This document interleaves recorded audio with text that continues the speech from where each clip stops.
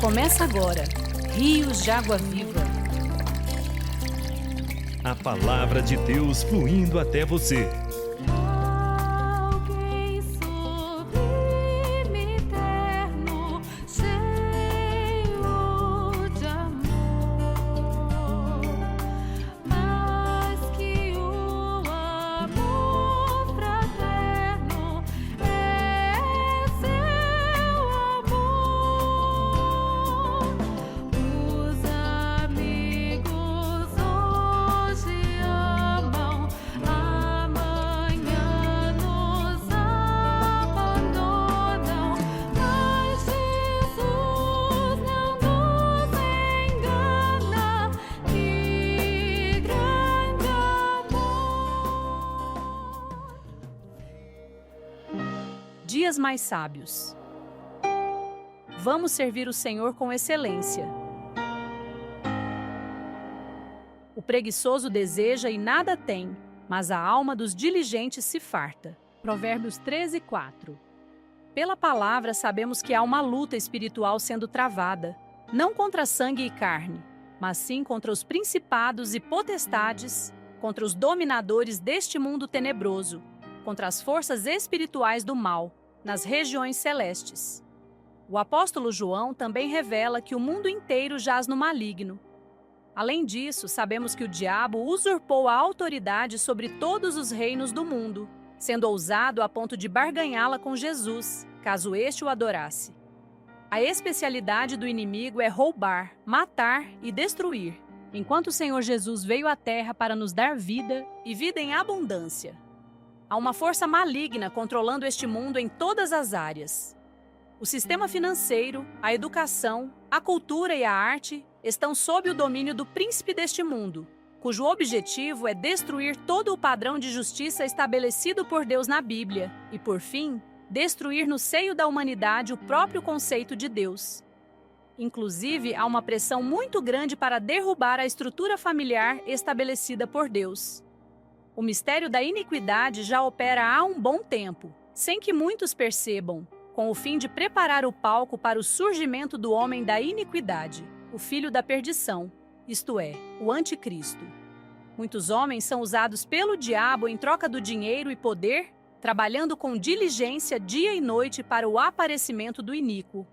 Será que os filhos de Deus, que têm a responsabilidade de pregar o evangelho do reino, têm sido leais com relação às suas funções no mundo? Ou estamos todos despercebidos, servindo a Deus com desleixo? A Igreja do Senhor precisa ser despertada e dar o melhor de si para Ele, no cumprimento de seu propósito.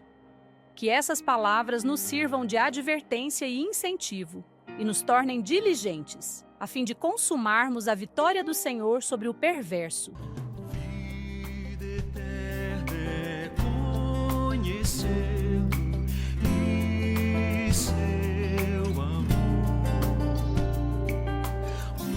A salvação começa pelo ouvir. Ouça a palavra, creia e invoque o nome do Senhor Jesus.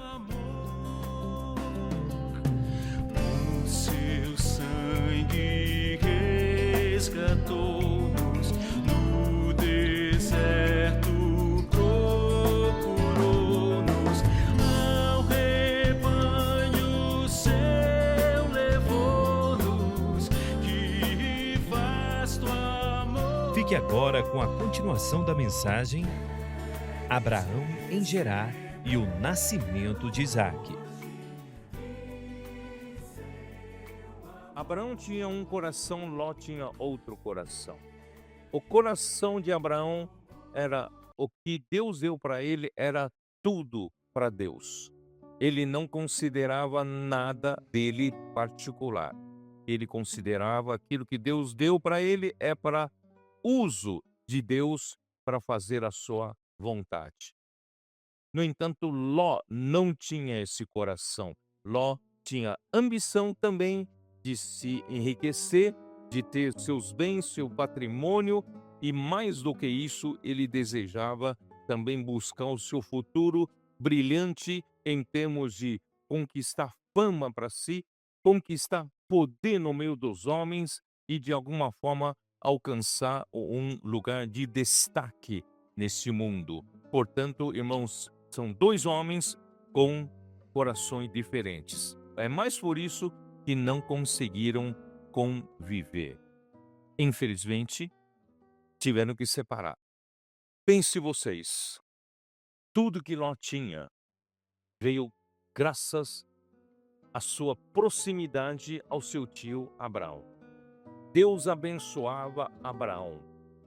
E Ló foi abençoado por estar perto de Abraão. Mas por causa de uma ambição particular, ele teve de se separar de Abraão para buscar o seu próprio objetivo. Irmãos, essa é uma grande advertência para todos nós. Você está no meio da bênção. Você está vendo tudo acontecer na igreja.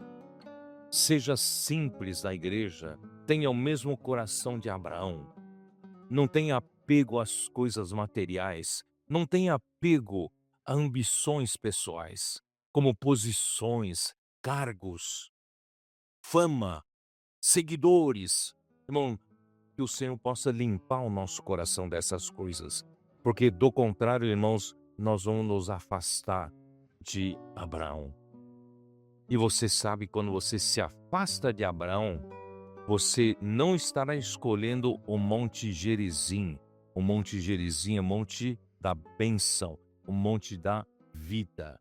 Se você não escolhe o Monte da bênção, você estará escolhendo qual? O Monte Ebal. E o Monte Ebal é o Monte da maldição. É o Monte da morte. Porque não existe um terceiro lugar neutro. Ou você caminha para a vida, para a bênção, ou você caminha para a morte e maldição. Irmãos, não tem segundo lugar. Você prefere ficar onde? Portanto, queridos irmãos, para ficar na bênção, você precisa ter o mesmo coração de Abraão. Não buscar nada para si. Antes, você dar tudo de si para o Senhor. Tudo que eu tenho, irmão, tudo que eu sou é do Senhor e é para o Senhor. Não tenho ambição particular aqui na terra, nem na igreja. Não tenho nenhuma ambição própria de buscar cargos, posições na igreja e tampouco buscar posições na sociedade como se fosse minha ambição pessoal. Portanto, irmãos, se você não tiver o coração de Abraão, você vai ter o fim de Ló, que pouco a pouco se afastou. Então, Abraão pediu para Ló escolher primeiro. O que Ló escolheu? Escolhe você primeiro, se você for para um lado, eu vou para o outro lado. Versículo 11 do capítulo 13. Então Ló escolheu para si toda a campina do Jordão e partiu para o oriente, para o lado leste, e separaram-se um do outro. Habitou Abraão na terra de Canaã. Canaã ficava no alto. E Ló foi descendo para a planície do Jordão. Nessa campina do Jordão, Ló foi descendo e acampando a sua tenda cada vez mais próximo à cidade de Sodoma. E Sodoma, aqui diz o versículo 13, ora, os homens de Sodoma eram maus e grandes pecadores contra o Senhor. Irmãos, ninguém vai imediatamente para o lado do mal, mas ele vai se distanciando de Abraão e vai mudando suas tendas pouco a pouco, pouco a pouco. Quando ele percebe, ele já está dentro da cidade pecaminosa. Portanto, irmãos, não se afaste de Abraão. Ouça isso como uma advertência de amor. Nunca se afaste de Abraão. Se você está inseguro na sua vida e alguma fase da sua vida você tem insegurança, irmãos, agarre-se à bênção de Abraão. Isso te dá segurança. Porque as coisas materiais, o Senhor vai elucidar lá na frente. Mas se você agarrar-se a Abraão, está perto da fonte da palavra do Senhor, da bênção do Senhor, você nunca vai se arrepender. Amém? Se você escolher no caminho de Ló, vão ser destruídos com Sodoma, tá? Ó Senhor Jesus. Então agora vamos lá. Capítulo 19, versículo 1. Ao anoitecer, vieram os dois anjos a Sodoma. Vocês se lembram que eram 3 homens, né? Quando apareceram a Abraão, eram 3 homens, mas aqui estão só 2. O que aconteceu? No capítulo 18, não eram 3 homens que vieram visitar Abraão? Por que agora só tem 2? Porque um deles era o Senhor, e o Senhor ficou com Abraão. Você lembra? Um deles é o Senhor ficou com Abraão, e os 2 anjos desceram até Sodoma para resgatar Ló, tá? Então esses 2 homens, ao anoitecer, chegaram até Sodoma, a cuja entrada estava Ló assentado. Essas curtas palavras, poucas palavras, indicam uma realidade que talvez você não tenha percebido na sua leitura da Bíblia. Onde estava Ló mesmo? Ló estava na entrada da cidade. Você sabia que naquele tempo, quem se assenta na entrada da cidade geralmente são magistrados, são juízes, são os que julgam causas do povo ou alguém que tem alguma autoridade na cidade. Vocês sabem disso ou não? O fato de Ló assentar-se à porta da cidade significa que ele conquistou uma posição social elevada na cidade de Sodoma. Ló realmente, quando se afastou de Abraão, porque ele tinha uma busca pessoal, uma ambição pessoal, ele chegou até Sodoma, na cidade pecaminosa, ele conquistou uma posição social, talvez uma posição política muito alta ali na cidade, ele alcançou o que ele queria. Você pode até ter sucesso depois se você se afasta de Abraão, você tem algum sucesso na sua vida profissional, você ganha algum dinheiro, alguma ascensão política, ascensão social, mas tudo isso vai virar ruína. Portanto, irmãos, aparentemente Ló conquistou o que ele queria, estava contente. E a sua família, a sua esposa, estava contente com aquele lugar. Ó Senhor Jesus. Então, é na porta da cidade que se julga as coisas. E Ló se tornou importante na cidade, tá? Então, vamos continuar. A cuja entrada estava Ló assentado, este, quando os viu, levantando-se, indo ao seu encontro, prostrou-se, rosto em terra, e disse-lhes: Eis agora, meus senhores, vinde para a casa do vosso servo, venho até nela e lavai os pés, levantar-vos-ei de madrugada e seguirei o vosso caminho. Responderam ele: não passaremos a noite na praça. Instou-lhes muito e entraram em casa dele. Deu-lhes um banquete, fez assar uns pães asmos e eles comeram. Irmãos, pelo menos Ló aprendeu com seu tio a hospitalidade. Quando os 3 homens chegaram até Abraão, Abraão hospedou bem, tratou bem os três viajantes. E agora Ló também aprendeu com seu tio a mesma hospitalidade, recebeu bem os 2 homens. Versículo 4: Mas antes que se deitassem, os homens daquela cidade cercaram a casa. Os homens de Sodoma, tanto os moços como os velhos, sim, todo o povo de todos os lados, cercaram a casa de Ló. E chamaram por Ló e lhe disseram: Onde estão os homens que à noitinha entraram em tua casa? Traze-os fora a nós para que abusemos deles. Irmãos, que coisa terrível.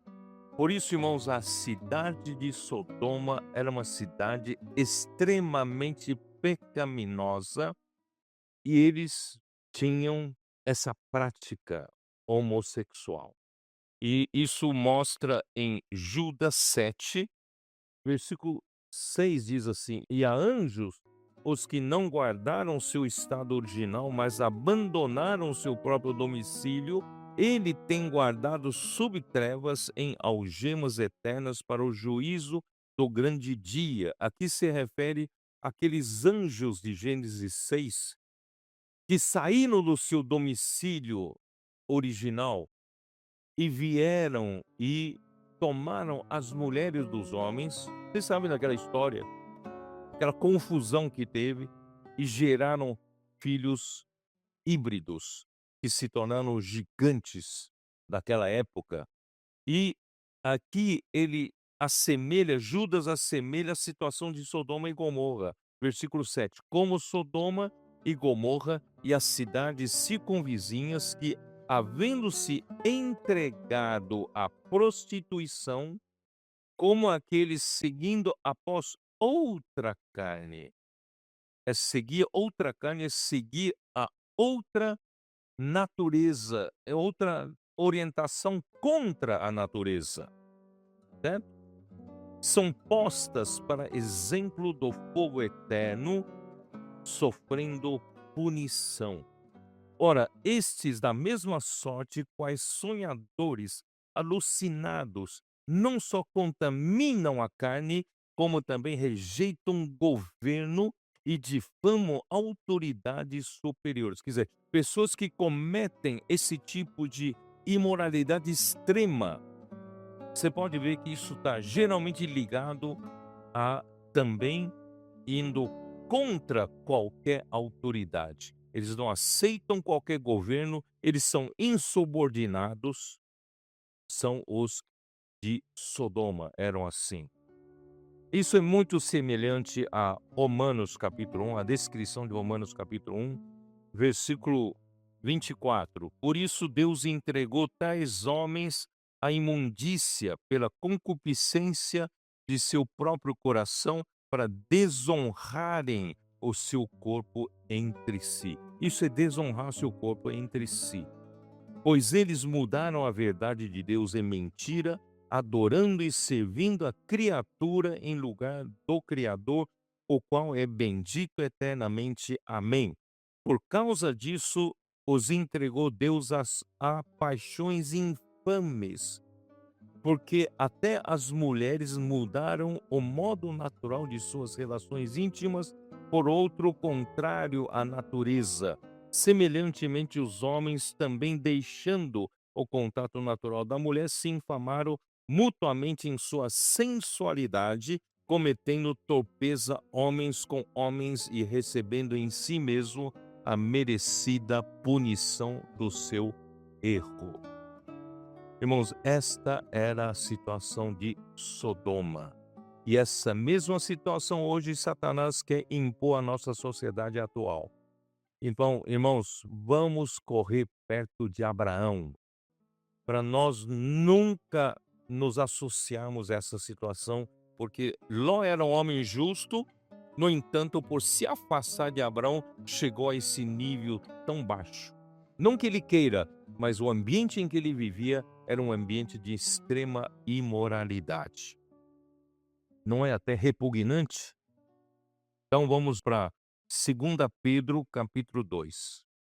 Versículo 5, ele fala de Noé. E não poupou o mundo antigo, mas preservou Noé, o pregador da justiça, e mais 7 pessoas, quando fez vir o dilúvio sobre o mundo de ímpios, e reduzindo as cinzas a cidade de Sodoma e Gomorra, ordenou-as à ruína completa, tendo-as posto como exemplo a quantos venham a viver impiamente, e livrou o justo Ló, afligido pelo procedimento libertino daqueles insubordinados. Porque este justo, pelo que via e ouvia quando habitava entre eles, atormentava sua alma justa cada dia por causa das obras iníquas daqueles.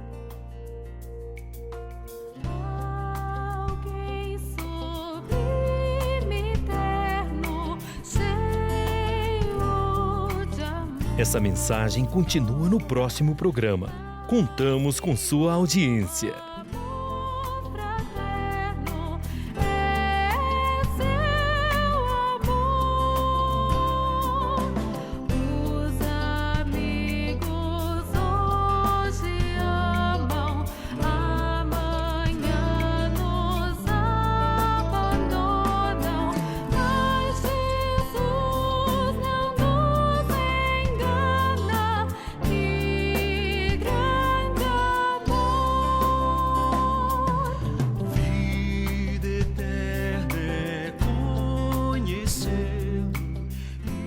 continue aqui no Rios de Água Viva.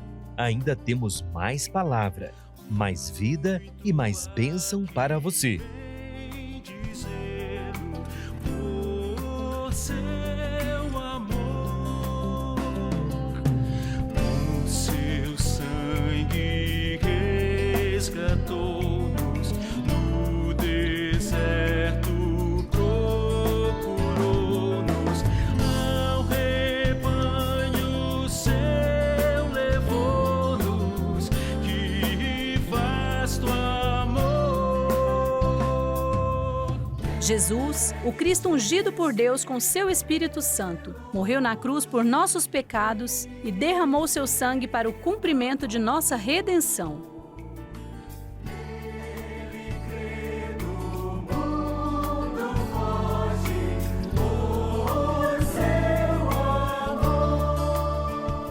Alimento diário.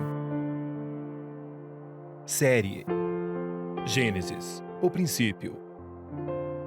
Autor Pedro Dong. Semana 1. Deus anuncia a Abraão a destruição de Sodoma e Gomorra. Terça-feira. Ler com oração. Muito mais o sangue de Cristo, que pelo Espírito Eterno a si mesmo se ofereceu sem mácula a Deus, purificará a nossa consciência de obras mortas, para servirmos ao Deus vivo. Hebreus 9, 14. Jesus aparece a Abraão nos carvalhais de Manre. Após confirmar sua aliança com Abraão, Deus lhe revelou a destruição de Sodoma e Gomorra. Apesar de se tratar de um tema negativo, o Senhor nos concede revelação em pequenos detalhes. Ao somá-los, obtemos uma visão mais completa do que Ele quer falar conosco. Quando Abraão saiu de Ur dos Caldeus, foi para Harã, na Mesopotâmia. De lá, após novo chamamento do Senhor, foi à terra de Canaã.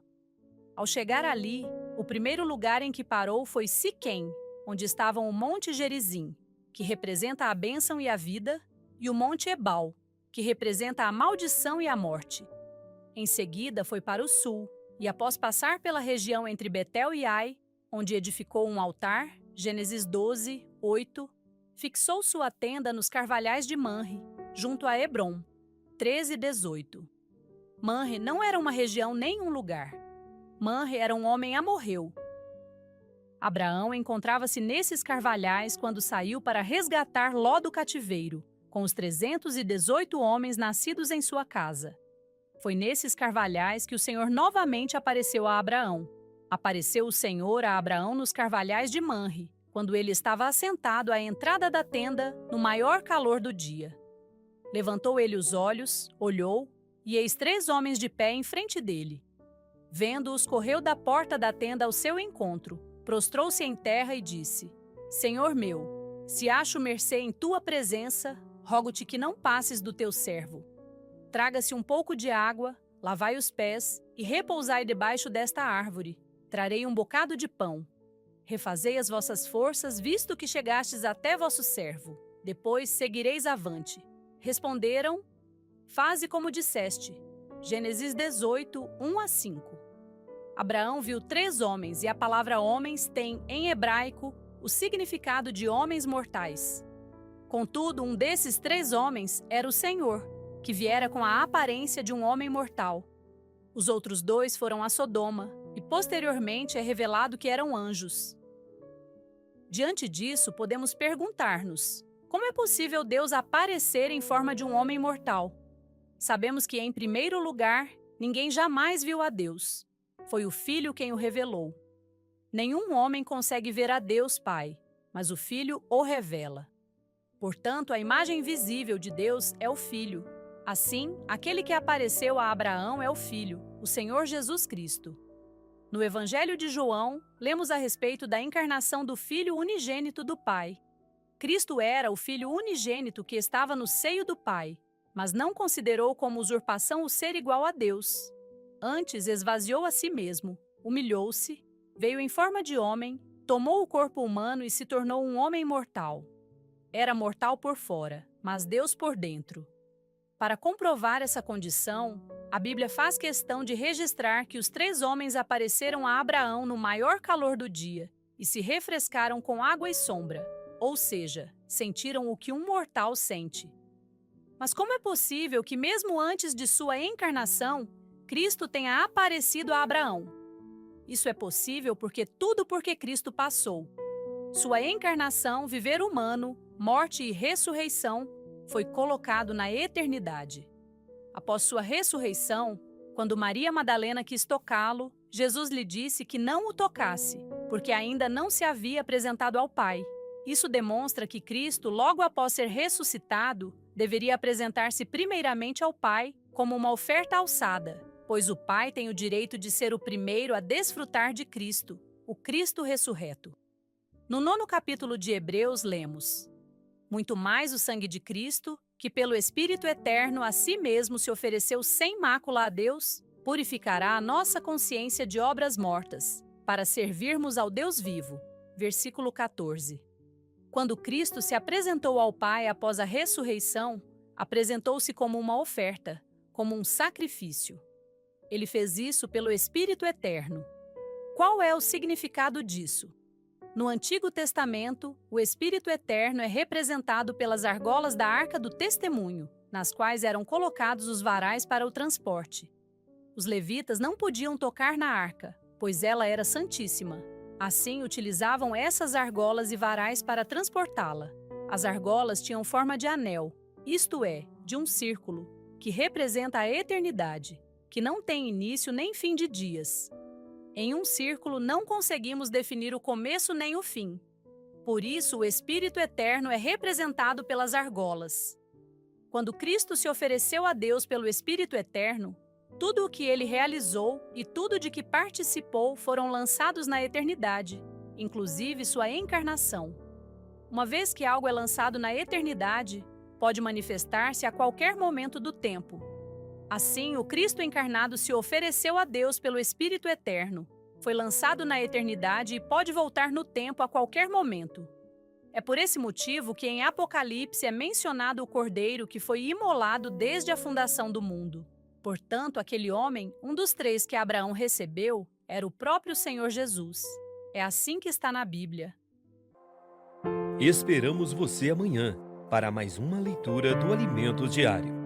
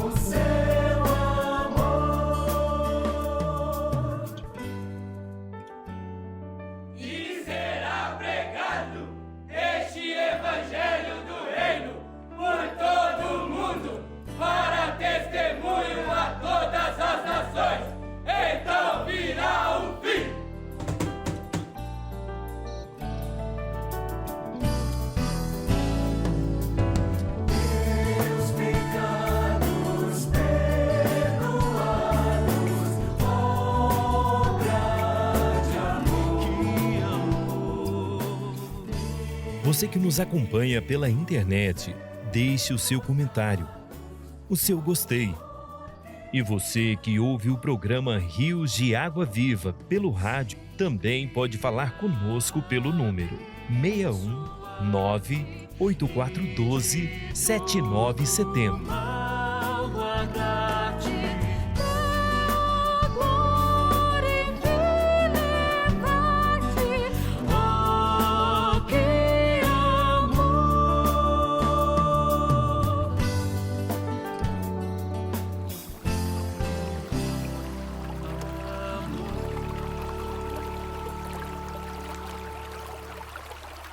Que a palavra produza frutos abundantes em sua vida.